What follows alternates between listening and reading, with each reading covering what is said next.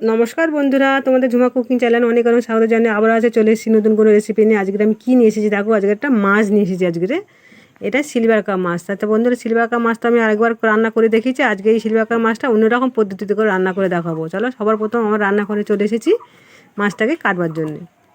দেখো মাছটা কত সুন্দর দেখতে দেখেছো, মাছটা টাটকা আছে ভালো। মাছটা দেখো কত সুন্দর চকচক করতে দেখেছো, মাছটা কত সুন্দর দেখতে। দেখো মাছটা, দেখো মাছের চোখটাও কত সুন্দর। এবার মাছটাকে আমি কেটে নেবো। দেখো দেখো প্রথমে গায়ের পিঠের কাঁটাটা কাটবো। দেখেছো কাঁটাটা কাটছি কত শক্ত, দেখেছো বন্ধুরা। এবারে গায়ের কাঁটাটা কাটবো। দেখো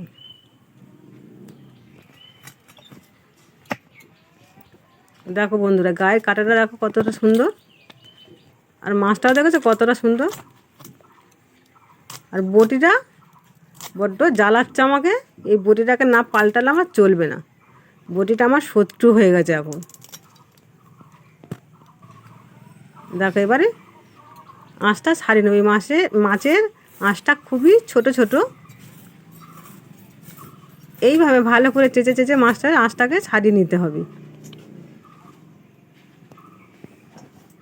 আজকের রান্নাটা আমি উনুনেই করবো বন্ধুরা। এই জোড়া উনুনে রান্নাটা করতে তো ভালো লাগে, কিন্তু গরম পড়ে গেছে আর ভালো লাগবে রান্না করতে। দেখো মাছটার আঁশটা কত সুন্দরভাবে ছাড়িয়ে নিয়েছি। এবারে কেটে নিচ্ছি মাছটা। দেখো দেখো মাছটা কিন্তু টাটকা আছে ভালো। এই সিলভার কাপ মাছটা আমি আরেকবার রান্না করেছি অন্যরকমভাবে। আজকের রান্নাটা আরেক রকমভাবে করে দেখাবো।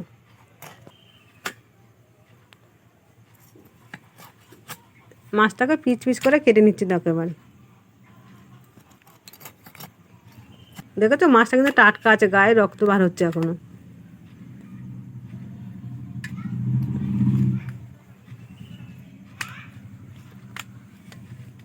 দেখো মুড়োটাকে আমি আধখানা করে কেটে নেবো, তোমরা চাইলে আস্তেও রাখতে পারো।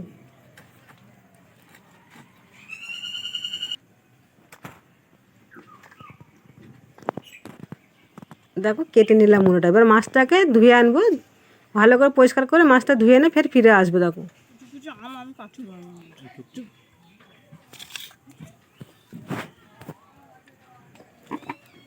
দেখো মাছটা ধুয়ে এনে ফিরে এসেছি।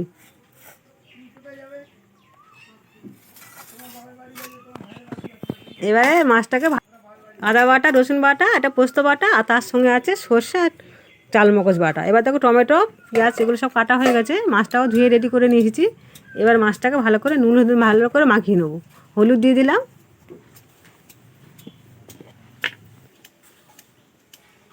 নুন দিয়ে দিলাম, দিয়ে এটাকে ভালো করে মাখিয়ে নেব।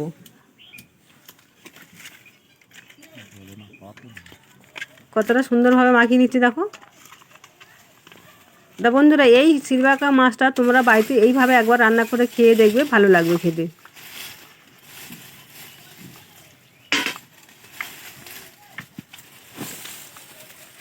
এবারে নুন হয়ে মাখানো আছে, হাতটা ধুয়ে নুনটা জেলে দেবো।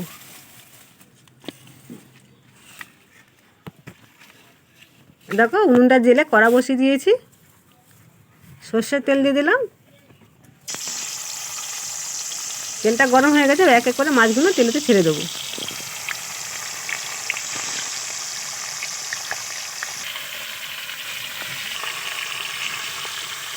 এবারে উল্টে পাল্টা মাছগুলো ভালো করে ভেজে নিতে হবে।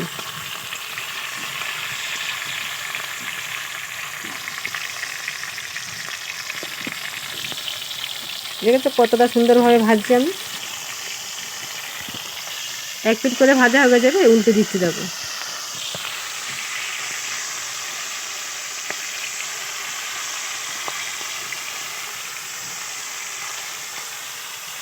দেখো ভাজা উল্টে দিলাম। দেখো এক হাতে জাল দিচ্ছি, আবার খুন্তি নাড়ছি। কিন্তু বন্ধুরা এই জোড়া উনুনে রান্না করতে ভালো লাগে, কিন্তু ভালো লাগলে কী হবে, প্রচণ্ড গরম হয় রান্না করতে। দেখো মাছটা ভাজা হয়ে গেছে, তুলে নিচ্ছে। এবার দেখো কতটা সুন্দরভাবে ভেজেছি। দেখেছো বন্ধুরা, একটু ভাঙিনি মাছগুলো। ফের বাকি মাছগুলো এইভাবে ভেজে নেবো।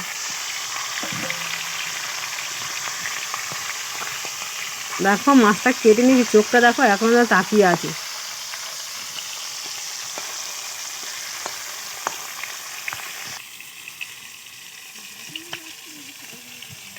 এইভাবে মাছটাকে ভেজে নেব। কতটা সুন্দরভাবে মাছটা ভেজে দেখো বন্ধুরা। দেখো জোড়াউনে রান্না করছি দেখো বন্ধুরা, দেখেছো কীভাবে জাল দিচ্ছি।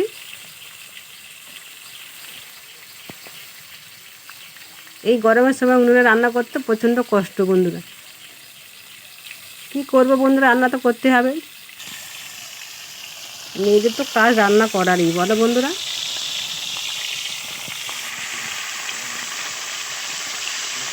দেখো মাছটা 1 পিঠ হয়ে গেছে, এবারে উল্টে দেবো মাছটাকে।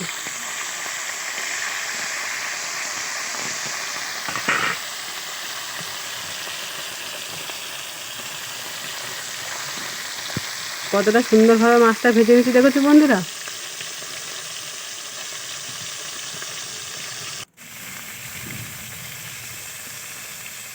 দেখো মাছটা ভাজা হয়ে গেছে, এবার তুলে নেবো।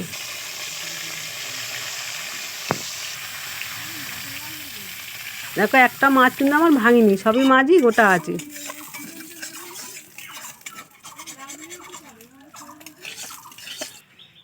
মাছটা তুলে নিয়ে ফের কড়া বসিয়ে দেবো।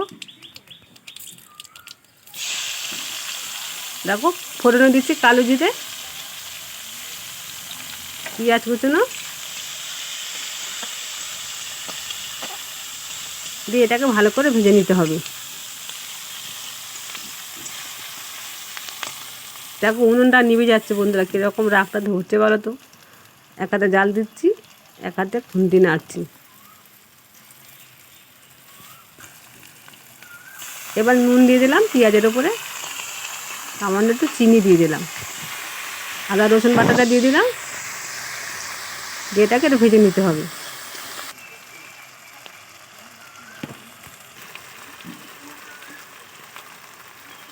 এবারে হলুদ দিয়ে দিলাম, গুঁড়ো মশলা দেবো, এবারে লঙ্কার গুঁড়ো দিয়ে দিলাম, একটু জিরের গুঁড়ো দিয়ে দিলাম, দিয়ে এটাকে একটু ভেজে নিতে হবে। কটা কাঁচা লঙ্কা ওপর থেকে দিয়ে দিলাম, টমেটো কুচিটা দিয়ে দিলাম,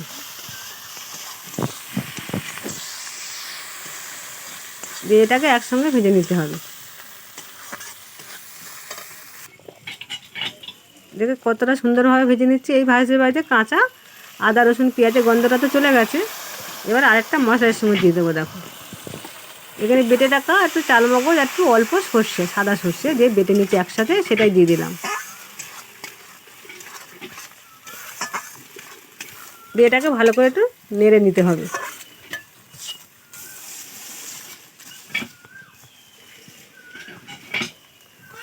এই বাটাবাটিটা দেখায়নি, দেখালে তো ভিডিওটা বড় হয়ে যাবে, অতটা দেখানো যাবে না।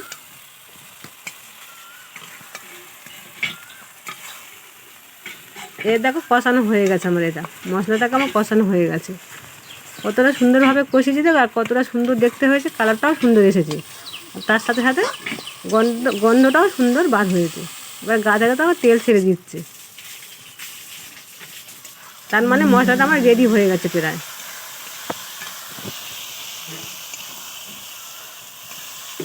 দেখো তেল ছেড়েছে গা থেকে, তার মানে মশলাটা আমার রেডি হয়ে গেছে। দেখেছো কতটা সুন্দরভাবে কষিয়েছি। এবারে জল দিয়ে দিলাম।